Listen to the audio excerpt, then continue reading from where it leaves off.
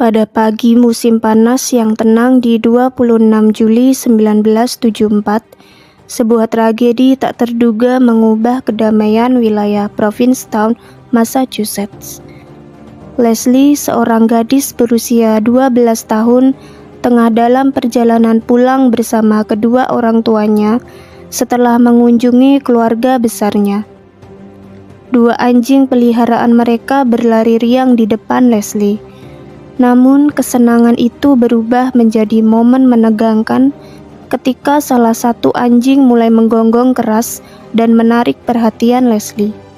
Rasa penasaran membuat Leslie mengikuti anjing itu yang terus berlari menuju sesuatu di kejauhan.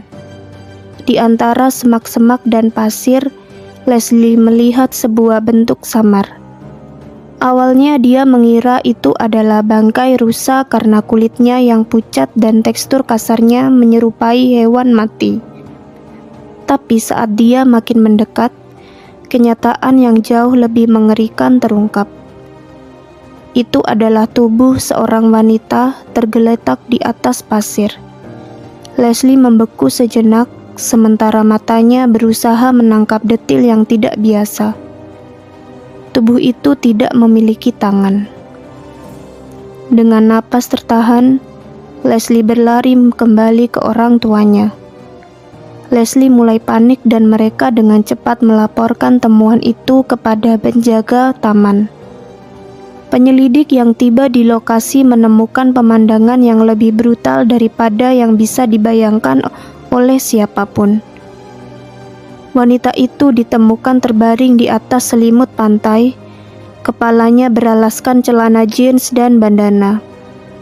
Sekilas, wanita itu terlihat seperti seseorang yang sedang tidur di bawah matahari. Kepalanya remuk, lehernya hampir putus dan kedua tangannya telah hilang hingga menimbulkan bekas yang mengerikan. Identitas wanita itu tetap menjadi misteri. Tanpa nama, tanpa petunjuk, wanita itu hanya menjadi bayangan tanpa cerita di antara gundukan pasir. Para penyelidik meski sudah berusaha keras, tetap tidak dapat menemukan siapa wanita itu atau mengapa seseorang tega menghabisinya dengan cara yang begitu brutal. Karena tidak ada nama untuk disebut, masyarakat menjulukinya Lady of the Dunes. Selama puluhan tahun, dia menjadi teka-teki yang menghantui. Bukan hanya bagi mereka yang menemukan jasadnya, tetapi juga bagi seluruh masyarakat yang bertanya-tanya siapa dia sebenarnya, dan bagaimana hidupnya bisa berakhir dengan begitu tragis di tempat itu. Penyelidikan terhadap misteri Lady of the Dunes perlahan terungkap. Namun penyelidik hanya bisa menyusun potongan-potongan detail yang samar tentang wanita tak bernama itu. Dia diperkirakan berusia antara 20 hingga 40 tahun, dengan rambut coklat kemerahan yang diikat kuncir kuda. Tubuhnya ramping, tingginya sekitar 167 hingga 173 cm, dan beratnya sekitar 65 kg. Yang paling mencolok adalah kuku kakinya yang dicat merah muda dan tambalan gigi emas senilai sekitar $10.000. Sebuah gaya yang oleh penyelidik disebut sebagai gaya New York.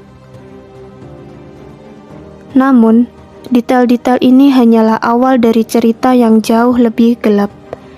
Wanita itu tidak hanya meninggal karena pukulan di kepala, tetapi juga kemungkinan besar dilecehkan sebelum kematiannya.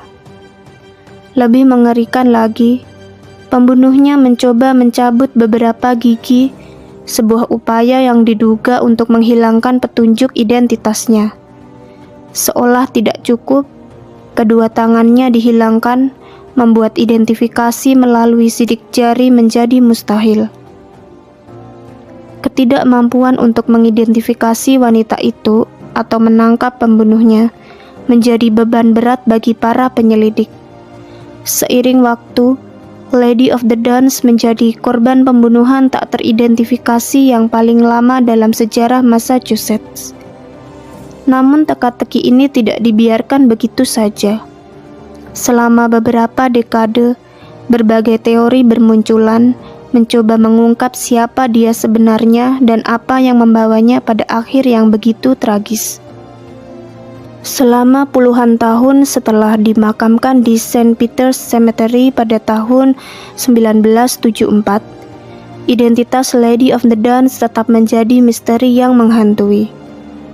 Namun di tengah kegelapan kasus ini, berbagai teori mulai bermunculan. Salah satu teori pertama datang dari seorang wanita Boston yang melihat rekonstruksi wajah korban. Dia yakin wanita itu adalah saudara perempuannya yang hilang pada tahun 1974. Dengan harapan besar, dia menghubungi polisi, tetapi analisis mendalam membantah kemungkinan tersebut. Tak lama kemudian, kasus lain muncul ketika seorang wanita mengaku pernah menyaksikan ayahnya mencekik seorang wanita di tahun 1970-an. Dia berspekulasi bahwa Lady of the Dance mungkin adalah korbannya. Namun sekali lagi, harapan itu pupus karena tidak ada bukti yang mendukung klaim tersebut. Pada satu titik, perhatian penyelidik tertuju pada Rory Gene Kessinger, seorang pengedar narkoba dan perampok bank yang dikenal licik. Kessinger yang melarikan diri dari penjara Plymouth County pada tahun 1973 memiliki kemiripan dengan korban. Tapi ketika tes DNA dilakukan, hasilnya adalah Lady of the Dance bukanlah Kessinger. Tahun 1980-an, muncul teori lain yang sama mengejutkan. James Whitey Bulger, seorang mafia Irlandia yang terkenal kejam, menjadi salah satu nama yang disebut-sebut sebagai tersangka. Beberapa saksi mengklaim pernah melihat Bulger bersama seorang wanita yang cocok dengan deskripsi korban. Dan Bulger diketahui memiliki kebiasaan mencabut gigi korbannya untuk mengaburkan identitas. Namun, meskipun desas-desus ini menarik perhatian, tidak ada bukti yang cukup kuat untuk menjadikan Bulger sebagai tersangka resmi. Kemudian di tahun 2000, seorang pembunuh berantai bernama Hayden Clark membuat pengakuan mengejutkan. Dari balik jeruji penjara, dia mengaku telah membunuh Lady of the Dance. Tetapi pengakuan itu segera diragukan mengingat Clark menderita skizofrenia paranoid dan tidak ada satupun bukti yang menghubungkannya dengan kejahatan tersebut. Teori paling aneh muncul pada tahun 2015 berkat Joe Hill, penulis dan putra Stephen King. Hill berspekulasi bahwa Lady of the Dance mungkin pernah menjadi figuran dalam film legendaris Jaws yang dirilis pada tahun 1975. Dalam salah satu adegan, Hill melihat seorang wanita di latar belakang yang tampak sesuai dengan deskripsi korban. Wanita itu mengenakan celana jeans dan bandana biru, dua barang yang ditemukan di dekat tubuh korban. Spekulasi ini terdengar liar, tetapi tidak sepenuhnya mustahil. Jaws difilmkan di Martha's Vineyard, hanya beberapa jam dari lokasi penemuan. Meski begitu, produser film tidak memiliki catatan tentang nama para figuran, dan teori ini pun menemui jalan buntu. Seiring berjalannya waktu, setiap teori dan petunjuk yang muncul hanya membawa jalan buntu. Tubuh Lady of the Dance bahkan digali 2 kali untuk mencari bukti DNA, tetapi teknologi saat itu tidak cukup maju untuk memberikan jawaban. Hingga akhirnya, di abad ke-21, kemajuan teknologi modern mulai mengupas misteri yang telah lama terkubur dan secercah harapan pun lahir. Nama sang wanita akhirnya berhasil terungkap, membawa akhir yang dinanti pada sebuah misteri yang telah mengakar dalam sejarah kriminalitas Massachusetts. Selama puluhan tahun, penyelidik berjuang keras untuk mengungkap identitas Lady of the Dance menggunakan berbagai teknologi yang tersedia. Tanpa sidik jari untuk dianalisis, mereka membuat model tanah liat dari wajah korban, melakukan pemindaian CT, menggambar ilustrasi regresi usia, hingga menciptakan gambar 3D canggih pada tahun 2010. Namun upaya ini tak kunjung membuahkan hasil. Misteri ini tetap membelenggu hingga tahun 2022 ketika sebuah terobosan besar akhirnya terjadi. Melalui teknik genealogis investigatif, metode yang sama yang digunakan untuk mengungkap identitas Golden State Killer pada 2018, korban akhirnya mendapatkan nama. Pada Oktober 2022, FBI mengumumkan bahwa Lady of the Dance adalah Ruth Mary Terry, seorang wanita berusia 37 tahun asal Tennessee. Ruth tumbuh besar di Whitewell, Tennessee dan meninggalkan rumahnya saat remaja. Dia berpindah-pindah dari Michigan ke California sebelum akhirnya kembali ke kampung halamannya di Tennessee. Meski keluarganya tidak pernah melaporkan dirinya hilang secara resmi, mereka tidak pernah berhenti mencari Ruth. Keponakan Ruth menceritakan bahwa saudara perempuannya sangat gigih untuk menemukan bibi mereka, bahkan mencoba berbagai tes DNA dan situs genealogis untuk melacak keberadaan Ruth selama bertahun-tahun. Namun kebenaran di balik tersangka baru terungkap setelah identitasnya diketahui. Beberapa hari setelah pengumuman identitas Lady of the Dance, penyelidik mengungkapkan bahwa pelaku adalah suaminya sendiri, Guy Moldavin.